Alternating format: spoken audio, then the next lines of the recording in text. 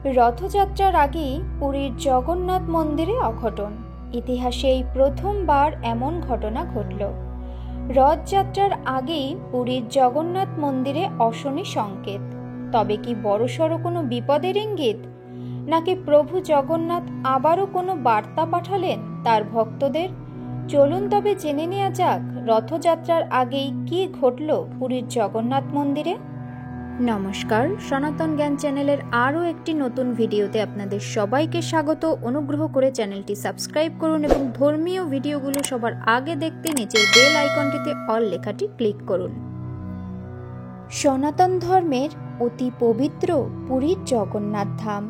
সনাতন ধর্মাবলম্বীরা বিশ্বাস করেন এখানে স্বয়ং জগন্নাথের বাস। এর আগেও বহুবার নানাভাবে ভক্তের ভগবান শ্রী জগন্নাথ তার সকল ভক্তকে শুভ ও অশুভ কিছু ঘটার আগেই বারবার সংকেত দিয়েছেন। যেমন জগন্নাথ মন্দিরে রক্তের ছাপ, মহামারী করোনার আগেও প্রভুর সংকেত, এমনকি ঈগলের ধ্বজা নিয়ে উড়ে যাওয়া, প্রবল ঝড়, আর এর পরেই ঈগল বা গরুর পাখির জগন্নাথ মন্দিরের ধ্বজা নিয়ে উড়ে যাওয়া। এরপরেই ঘটে গেল পেহেলগাঁও ঘটনা, আর এরপর ভারতের বিজয়। প্রভুর ধ্বজা আকাশে ওড়া মানে প্রভুর জয় সর্বত্র ছড়িয়ে পড়া। শ্রী জগন্নাথ আগেই বার্তা দিয়েছিলেন ভারত জয়ের। ভারত যে পুণ্যভূমি। আর এবার ইতিহাসেই প্রথমবার রথযাত্রার আগে পুরী মন্দিরে ঘটে গেল এমন অঘটন। তবে কি এবারও শ্রী জগন্নাথেরই কোনো ইঙ্গিত? রথযাত্রার আগেই চুরি গেল জগন্নাথ, বলরাম, সুভদ্রার ভেষজ ওষুধ।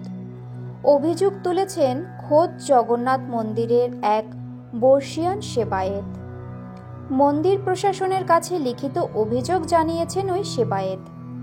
জগন্নাথ মন্দিরের ইতিহাসে এই ঘটনা প্রথমবার, যা ক্ষমার অযোগ্য অপরাধ বলে দাবি সেবায়েতের। পুরীর মন্দিরে গারদা ঘরা কক্ষে দেবতাদের ওষুধ থাকে। সেখানেই রাখা হয় দশমূল মোদক, বিশেষ ভেষজ ওষুধ। সেবায়েত হলধর দাস মহাপাত্রের অভিযোগ, শ্রীক্ষেত্রের ওই ঘর থেকে 70টি মোদক চুরি গিয়েছে।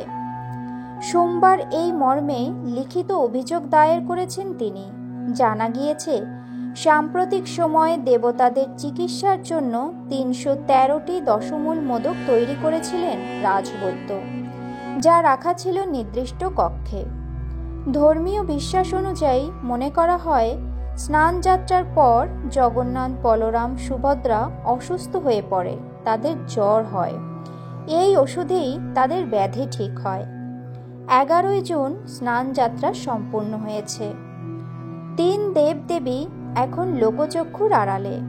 রথযাত্রার দিন তারা আবার সামনে আসবেন।